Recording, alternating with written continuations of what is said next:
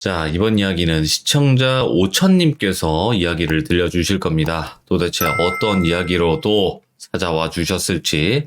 저번에 또 기가 막힌 타이밍에 또 이야기를 끊으셨는데 아마 두 번째로 이어지는 이야기가 될 것 같습니다. 바로 한번 들어보도록 할게요. 네, 여보세요? 오천님 안녕하세요. 네, 안녕하세요. 아이고, 오늘 또 찾아와 주셔서 감사합니다. 아닙니다. 제가 더 감사하죠. 자, 오늘 오천님 저번에 또 이야기를 기가 막힌 타이밍에 또 끊으셨는데 네. 혹시라도 오늘 또 전에 이야기를 못 들으신 분이 계실 수도 있으니까 조금 네. 빠르게 간략 요약 정도 한번 해주시면 좋을 것 같긴 해요. 네, 빠르게 요약을 한번 해볼게요.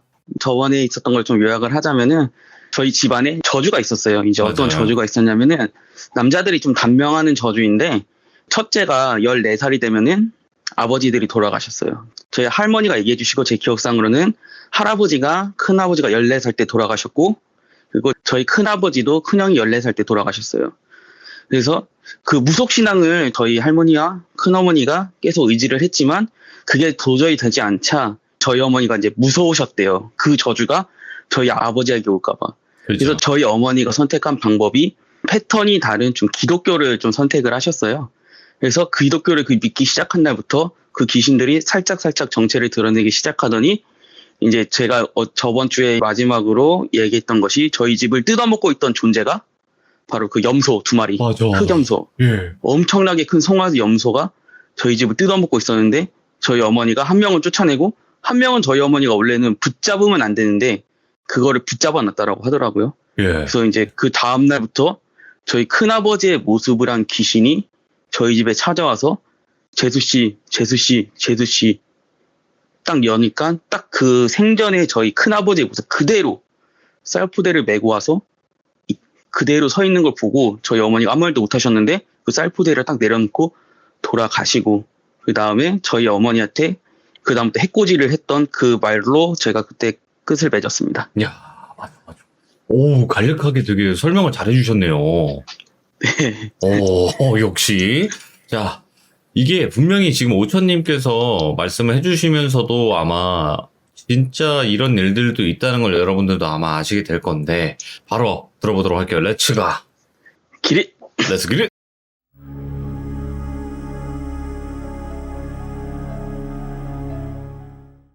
이게 9년 동안 저희 집을 괴롭히던 귀신하고 싸웠다고 했잖아요. 맞아요. 그래서 저희 어머니한테 제가 계속 이야기를 정리하기 위해서 좀 끊어진 파편처럼 얘기를 해주시길래 계속 물어보는데 저희 어머니가 이야기를 하시면서 계속 기억이 나시나 봐요.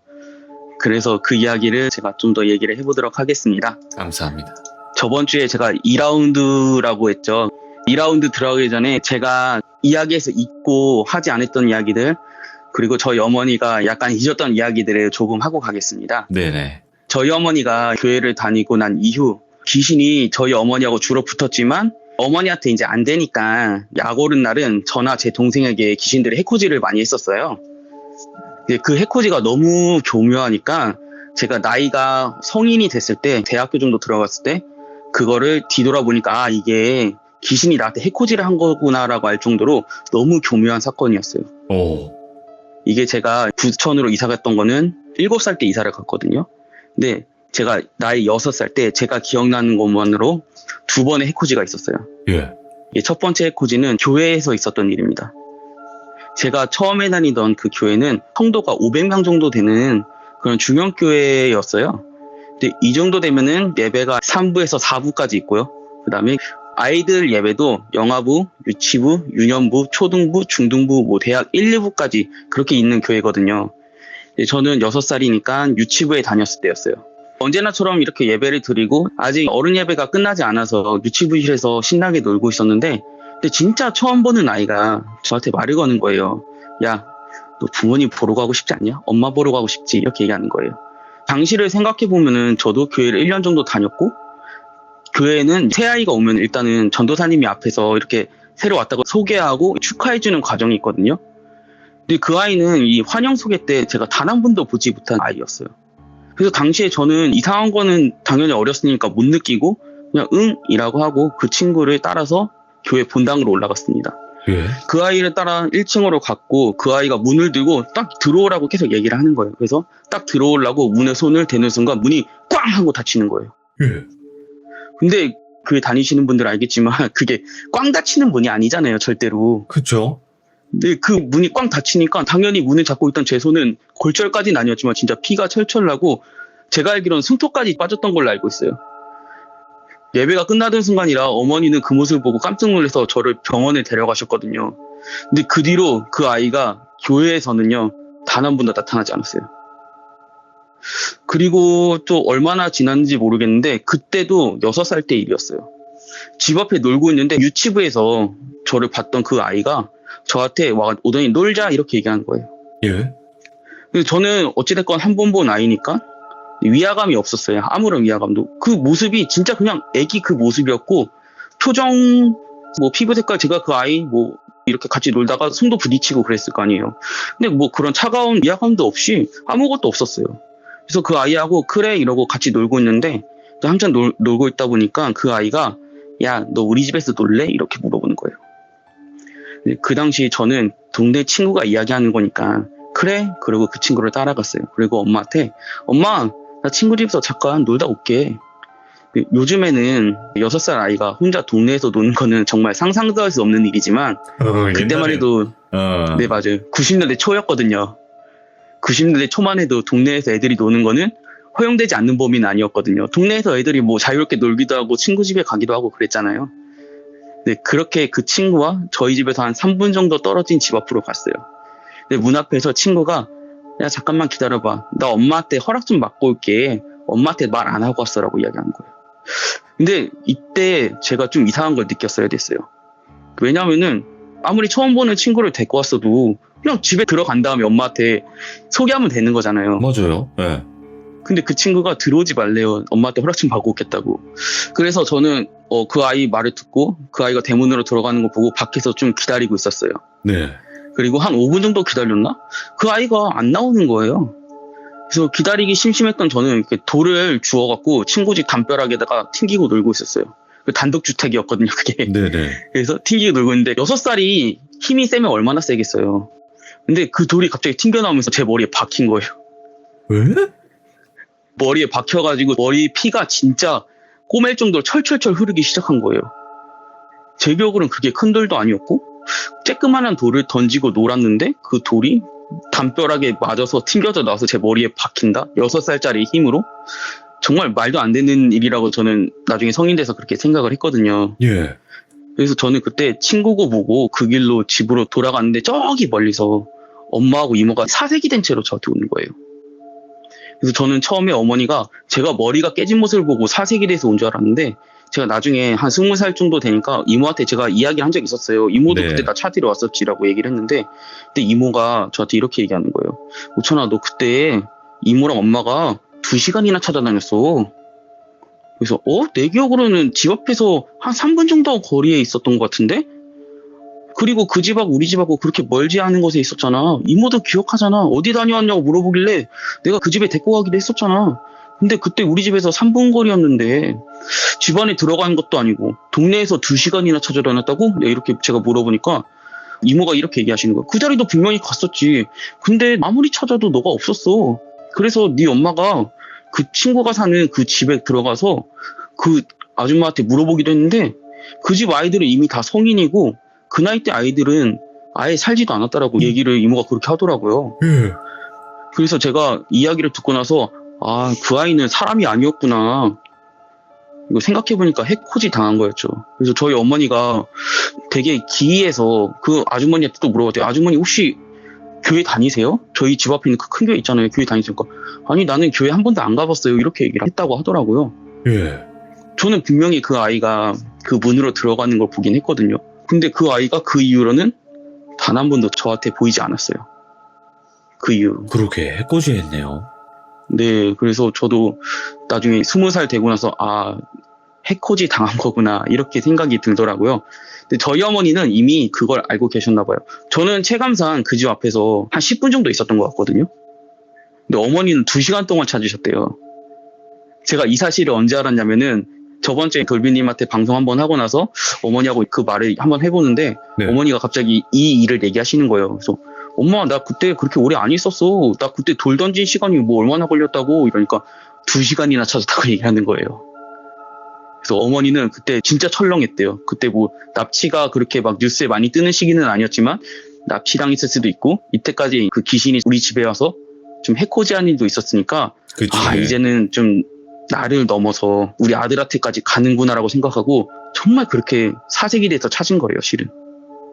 근데 이게 또 귀신 입장에서는 저는 좀 억울할 수도 있다라는 생각도 좀 들더라고요. 네. 귀신이 우리 집안에 붙어가지고 그 난리를 친 게 언제부터인지는 모르겠지만 어찌됐건 저희 선조들이 그 귀신에 대해서 두려워하면서 어떤 형식으로든 그 단명을 피하려고 죄를 받고 있었는데 이게 조상을 가장한 단명하게 했던 그 귀신이었던 정말 상당히 불편했을 거예요, 그 귀신이. 네. 왜냐하면은 기독교는 모두가 아시다시피 제사를 일치하지 않는 그런 종교잖아요.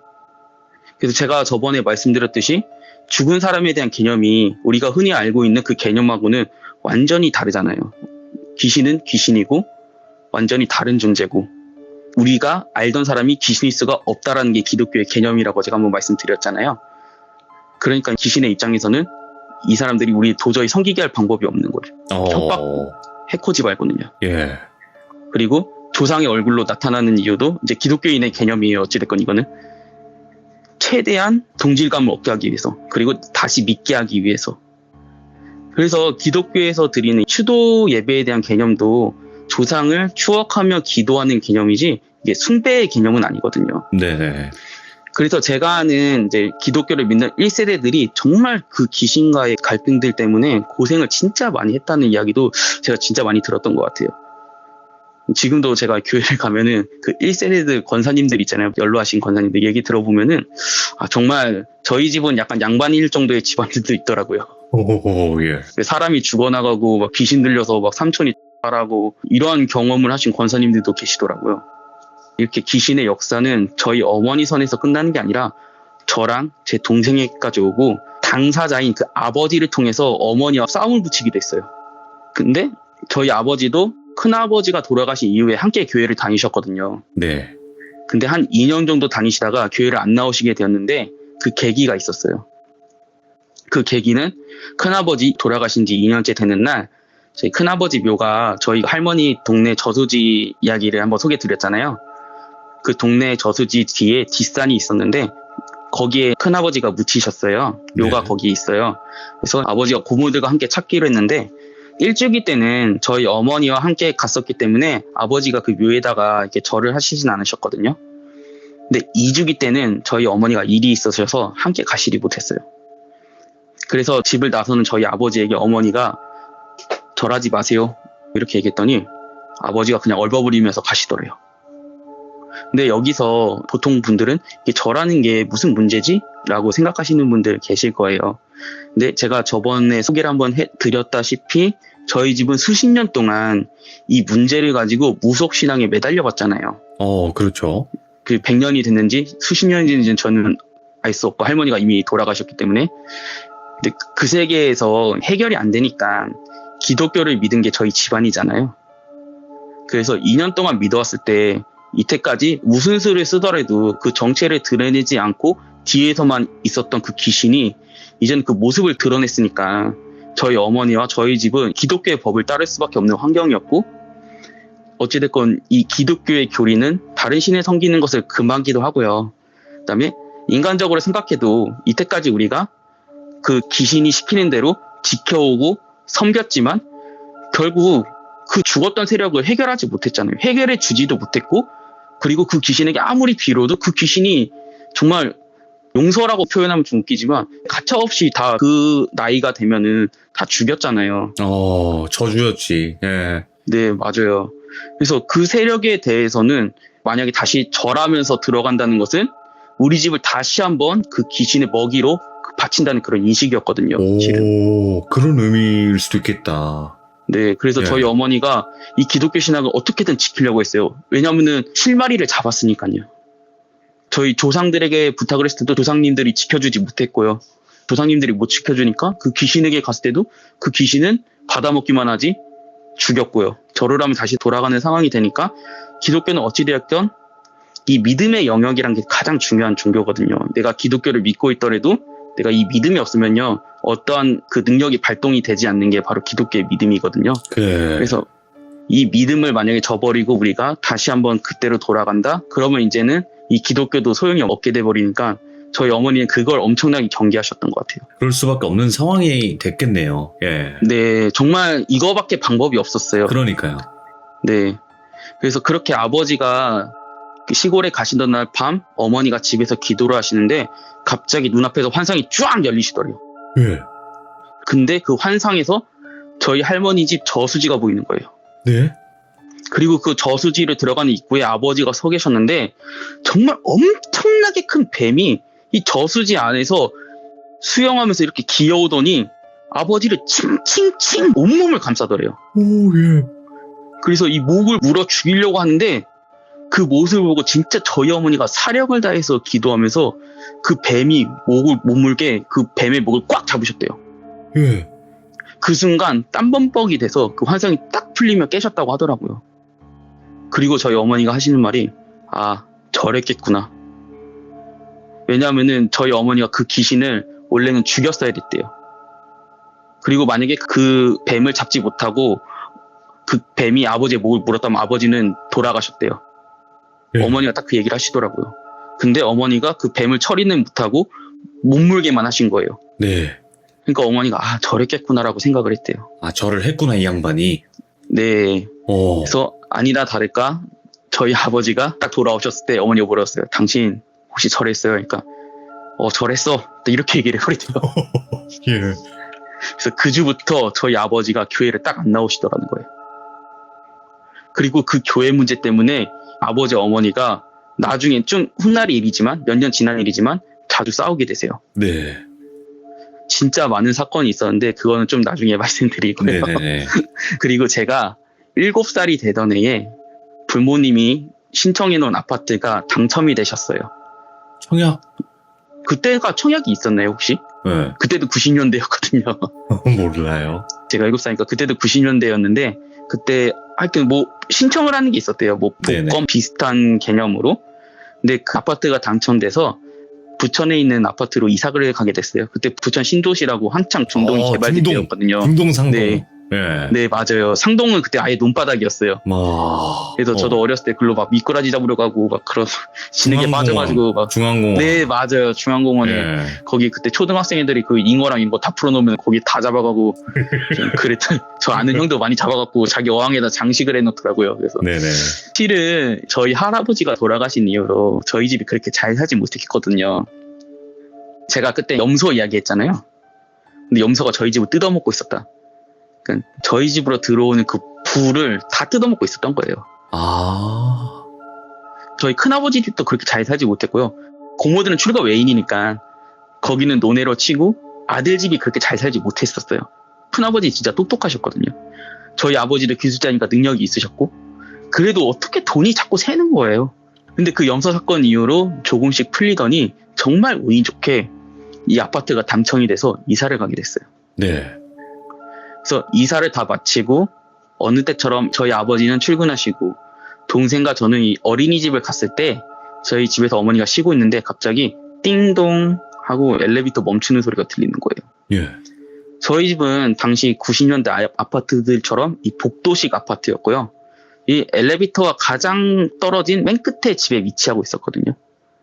당연히 엘리베이터가 멈추는 소리는 들릴 리가 없잖아요. 근데 그 소리가 들리자마자 어머니가 생각하셨대요. 뭔가가 오는구나.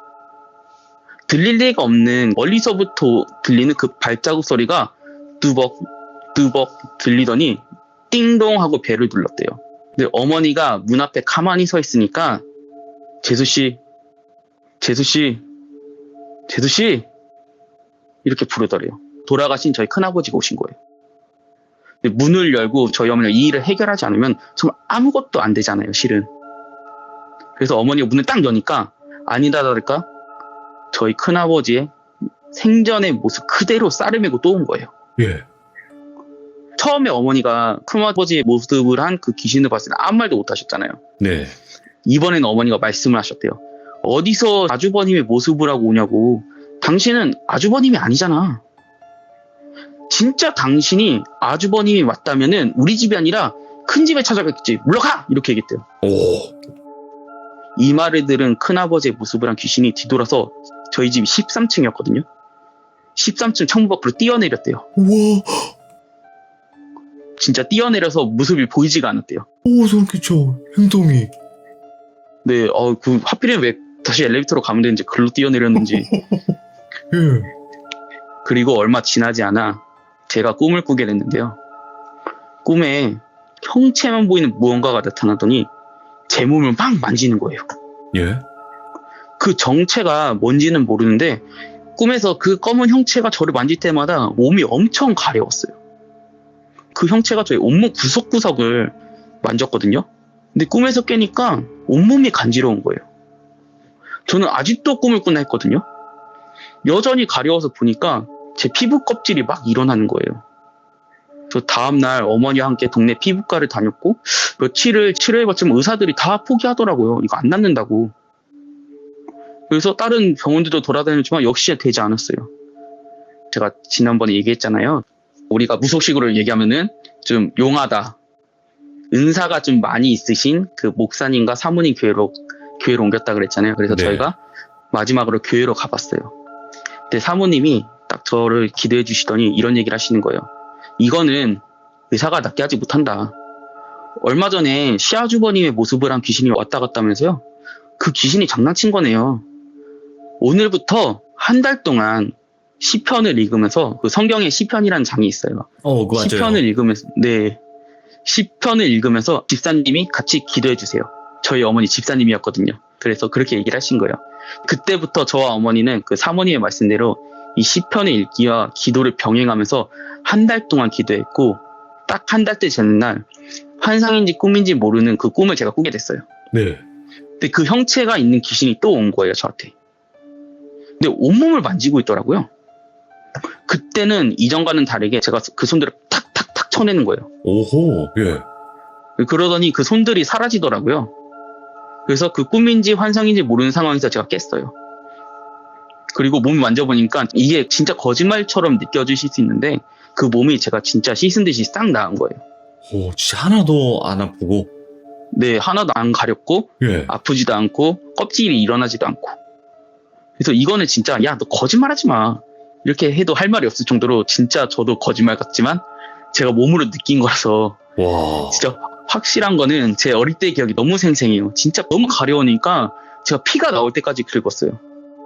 몇 달 동안 긁을 때마다 그 하얀 가루가 바닥에 진짜 우수수 떨어질 정도로 되게 심했어요. 네네. 저희 어머니한테 물어보니까 제가 태열이 있었다라고 얘기를 하더라고요. 잠깐 그 6살에서 7살 사이에. 그래서 이런 일이 있으니까 그 교회 목사님과 사모님이 저희 집에 신방을 오시겠다고 하는 거예요. 기도해 주시겠다고. 찾아와서 기도해주는. 네. 네. 그렇게 목사님과 사모님이 오셔서 기도하는 와중에 그 귀신을 보셨나 봐요. 기도를 마치시고 저희 어머니에게 이렇게 말씀하시는 거예요. 처음에 염소의 모습, 그리고 집사님이 시아주버님 모습으로 변하네요. 절대 저 모습에 현혹되시면 안 돼요. 진짜 조상이 아닌 거 알고 계시죠? 집사님, 그리고 시아주버님의 모습을 한 귀신 뒤에 집사님 시아버지의 모습을 한 귀신이 뒤에서 조종하고 있네요. 오. 그 사모님이 저희 어머니도 얼굴을 못 본, 초상화로밖에 못 본 할아버지를 알고 계시는 거예요. 신기하게. 예. 그래서 사모님이 또 얘기하시는 거예요. 지금은 집사님이 매일 기도하고 있어서 자꾸 들어오려다가 실패하지만 이걸로는 모자르네요. 이거는 집사님이 혼자 해야 될 일이 아니라 가족들이 함께 해야 될 일이에요. 오천이 동생, 그리고 함께 가정 예배를 드리시고 오천이 동생이 신앙이 자라면 지금까지처럼 심하게 해코지하기 힘들어질 거예요. 그럼 이제 믿지 않는 오천이 아버지를 통해서 그 귀신이 장난을 치겠죠? 하지만 잘 참아내셔야 돼요. 버티지 못하고 귀신에게 굴복한다면 다시 원래의 상태로 돌아갈 거예요. 처음으로. 예. 네, 그 사모님이 말한 원래의 상태란 다시 단명하는 저주가 다시 온다는 거죠. 예. 다시 정체도 감추고요. 그래서 사모님이 저도 열심으로 도울 테니까 힘들어도 포기하지 마시고 절대 믿음을 잃어서는 안 돼요라고 얘기해요. 예. 이 믿음이라는 게 제가 저번에도 한번 말씀드렸지만 이제 기독교와 무속인의 믿음의 개념이 좀 약간 다른 게 어찌됐건 무속의 세계에서는 무속인들이 이렇게 하라는 대로 하면요 내가 믿지 않아도 그 일들이 발동이 되잖아요. 네. 근데 기독교의 믿음의 영역은요 내가 믿지 않으면 그게 이루어지지 않고요 내가 믿어서 한번 쫓아냈더라도요 그게 내가 다시 한번 그 기독교를 믿지 않고 다시 한번 옛날처럼 살아간다면 그 귀신이 다시 찾아오거든요. 어허, 예. 이게 제 내피셜은 아니고요. 이제 성경에도 있는 말이라서 거기에서 그런 일곱 귀신이라는 이야기가 나오거든요. 이 사람이 믿음이 좋았을 때는 귀신이 쫓겨나갔다가 그 귀신이 세상을 한 바퀴 돌고 오다 보니까 그 사람 마음에 다시 한번 믿음이 없어진 거예요. 그래서 이번엔 자기 친구들 귀신 7을 데리고 와서 그 자리에 들어간 거예요. 그런 이야기가 있거든요. 그러니까 사모님은 그걸 생각하고 저희한테 믿음을 지키라고 얘기하신 거예요. 더 심하게 들어올 수가 있다고.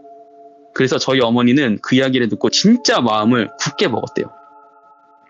그리고 아버지와 약간 트러블이 있었긴 했지만 이제는 본격적으로 이 이야기를 들었으니 진짜 이 마음을 굳게 안 잡을 수가 없다라고 하더라고요. 네네. 어찌되었건 우리 아버지의 목숨이 걸린 일이고 그리고 그 귀신이 이 이전에 있었던 일을 생각하고 해코지할 일이 있기 때문에 정말 어머니가 내가 이거는 이미 하기로 했으니까 목숨을 안 걸면 안 되는 일이구나라고 생각을 했대요. 네. 그리고 며칠 있다가 또 똑같은 패턴으로 그 귀신이 찾아왔대요. 오호, 예. 또 엘리베이터 소리가 띵동, 뚜벅, 뚜벅, 뚜벅. 재수씨, 접니다. 문 좀 열어보세요. 이렇게 얘기했대요. 또 어머니가 문을 여니까 그 귀신이 큰아버지의 모습으로 하소연을 시작하더래요. 아니 재수씨, 제가 얼마나 배가 고프면 여기 왔겠습니까? 우리 집은 가니까 이미 이사가 있고 어디를 갔는지 찾을 수가 없어요. 그래서 동생 집에 와서 좀 살려고 하니까 문전박대 하시고 섭섭하다는 표시를 내가 오천이에게 했는데 어떻게 이럴 수 있습니까? 어떻게 나를 그렇게 문전박대할 수 있냐고요. 제가 보호해줄게요. 제발 저를 위해서 제사를 지내주세요. 이렇게 얘기를 한 거예요. 오, 예. 그 말을 들은 어머니는 치근한 마음이 아니라 진짜 어처구니가 없었대요. 왜냐하면 여기에 거짓말이 몇 개나 있는 건지 정말 진짜 역겨울 정도였대요. 네. 그래서 저희 어머니가 이렇게 말씀하셨대요. 야, 너 어디서 시아주머니의 모습을 흉내를 내? 너 집이 어디 가서 잘 모르겠다고? 그럼 우리 집도 이사간 집인데 너 어떻게 알고 찾아온 거냐? 섭섭하다는 표시를 생전에 좋아하던 오천이에게 어린애가 피가 날 때까지 긁을 정도의 피부병을 준다고? 보호해준다고? 보호해준다면서 너가 집을 뜯어먹고 있어? 어디서 사람의 모습을 하고 들어앉아 있어서 이 조상신 노릇을 하려고 그래? 이 사탄아 물러갈지어다. 네가 갈 곳으로 돌아가. 네가 갈 곳은 지옥이잖아. 지옥에 가서 다시는 돌아오지 마. 이렇게 얘기했대요, 저희 어머니. 네. 그래서 어머니가 이렇게 말씀하시자마자 귀신이 사색이 되더니 같은 패턴으로 13층 창문 밖으로 튀어나가더래요. 오. 그리고 나서 어머니가 화장실에서 정리하려고 들어갔는데 진짜 누가 발로 찬 것처럼 뒤로 확 넘어지신 거예요. 또 화장실에서 심하게 넘어지면 진짜 위험하잖아요. 더군다나 집에 아무도 없었거든요. 근데 어머니가 넘어지는 순간 순간적으로 머리 뒤로 손을 딱 받쳐서 다행히 다치지 않았대요. 네. 그리고 나서 끼끼끼끼끼 이러면서 귀신이 웃더래요. 오. 그래서 어머니가 이렇게 얘기하시대요. 야, 네가 끝까지 발악하는구나. 근데 네가 알아야 될 게 있어. 내 몸은 죽여도 영혼은 능히 죽이지 못하는 것들을 두려워하지 말고 오직 몸과 영혼을 능히 지옥에 멸하실 수 있는 분을 두려워하라고 했어. 니까짓 게 아무리 난리를 쳐도 나를 보호하시니까 날 도와주는 이상 네가 뭘 할 수 있을 것 같아? 당장 사라져. 이렇게 얘기했대요. 오, 강력하게.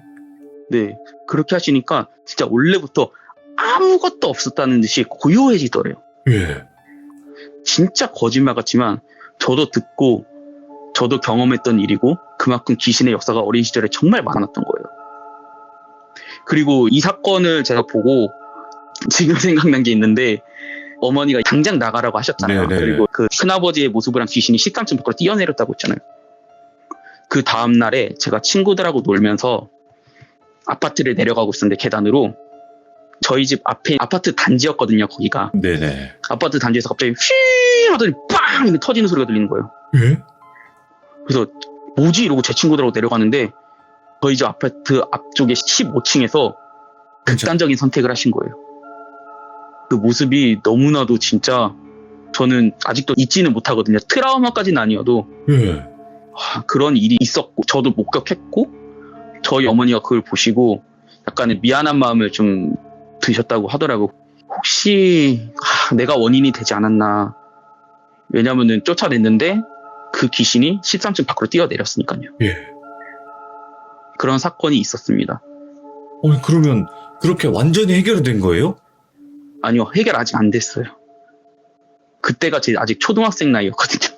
그러니까 결국에는 이게 라운드 2에 관련된 에피소드인 거네요? 네, 그럼 다음 이야기는 라운드 3가 되는 거예요? 2가 아직 안 끝났습니다. 아, 2가 안 끝났어요? 네, 2의 주된 내용은 제가 좀 해코지를 당한 내용입니다. 아. 심하게. 제가 초등학교에 입학하던 전날 네. 밤에 잠을 잤는데 제가 자는 방 창문 너머로 진짜 완전 새카만 인간이 저를 쳐다보고 있는 거예요. 예. 그래서 저는 와우 저 뭐냐? 이러고 어머니를 부르려고 하는데 제 몸이 말을 듣지 않는 거예요. 예. 이게 가위에 눌린 거죠 이게. 그러고 다시 잠이 들었어요. 네. 다음날 일어나니까 진짜 원인은 모르겠고 네. 온몸이 아픈 거예요. 그래서 어머니가 저를 보시더니 아 저거 귀신이 장난친 거구나. 오천아 엄마가 기도할 테니까 우리 입학식 가자 라고 얘기를 하신 거예요. 그래서 그렇게 아픈 상태로 입학식에 참여하고 어머니 말씀대로 저도 속으로 끊임없이 기도했어요. 이제 이게 오해하실 수도 있는데 저희 어머니가 이 아나키는 절대 아니에요. 병원에 안 보낸다. 그게 절대 아니시고요. 예. 귀신이 해코지가 아니면 무조건 병원으로 데려가시는 분이에요. 정말 오해하시면 안 됩니다. 그거는 정말 맞는 거죠. 아프면 병원부터 네. 가야 되는 거예요. 그래서 지금 생각하시면은 아픈데 애를 왜 학교에 보내시지? 라고 생각할 수 있지만 또 그때 불비님도 혹시 아시는지 모르겠지만 학업 분위기는 응급실에 실려가지 않는 이상 무조건 개근하는 분위기였잖아요. 네네. 그래서 웬만하면은 너가 쓰러져서 병원에 가도 학교에서 가라. 이게 다 부모님들의 그 교회를 다니나 교회를 다니지 않나 무조건 그런 맞아요. 분위기였거든요. 네, 그때 네. 뭐 개근상도 타야 되고 그리고 네. 아프면 가서 조퇴하고 와라. 이런 게 네, 조금 맞아요. 부모님들의 그거였죠. 네, 모든 공통적인 분위기 형성이라서 요즘과 같이 아프면 가지마 이렇지는 않았거든요. 조금 강력하게 키웠죠. 네, 맞아요. 저도 네. 고등학교 때만 해도 선생님한테 맞고 오면은 네가 잘못해서 맞았겠지 이러고 더 맞고 집에서 막 좀 그런 경우가 있었기 때문에 아니 진짜로 잘못해서 진짜 피멍이 들 때까지 맞아도 집에서 뭐라고 한 적은 없었어요. 오늘 오천님께서 진짜 또 이렇게 라운드 2 어머니와 어떤 뭐 악마라고 해야 될까요? 사탄? 귀신? 네, 그런 존재랑 이렇게 싸웠던 거 또 이야기를 들려주셨는데 어떻게 보면 지금 기독교 관련적으로 이제 귀신과의 싸움을 이야기해 주시는 분이 오천님, 하우이들님, 그리고 이제 호랭이님 이렇게 세 분이 있었어요. 네, 네, 그래서 그 세 분의 공통점은 단 하나였어요. 믿음이 약해졌을 때를 파고든단 말이 대부분 공통점이거든요. 네, 그래서 계속 이제 유혹을 한다거나 계속 틈을 보이면 파고든다거나 이런 악령이지 않을까도 생각을 해보게 되네요. 네, 맞습니다. 이게 제 경험상으로도 이게 틈만 있으면 들어오더라고요. 또 다음 이야기는 또 어떤 이야기가 있을지 다음에 꼭 들려주시기 바랍니다. 감사합니다. 네, 수고하셨습니다. 네, 고맙습니다. 네, 감사합니다. 일단은 들어주시는 귀중님들도 한 가지 또 생각을 해보시면 좋을 것 같은 게 뭐냐면 저희 방송에는 모든 종교를 다 존중하고 있습니다. 그게 기독교든 천주교든 불교든 모든 종교는 다 동일하게 존중하고 있고요. 이 세 종교에서는 공통점이 있습니다. 다 귀신과 싸운다는, 악마와 싸운다는 그런 점들이 있습니다. 항상 좋은 점도 있겠지만 뒤에서 이렇게 싸우는 분들도 분명히 계시다는 거 여러분들도 알고 계시면 좋을 것 같아요. 시청해주신 모든 분들 감사드립니다. 고맙습니다.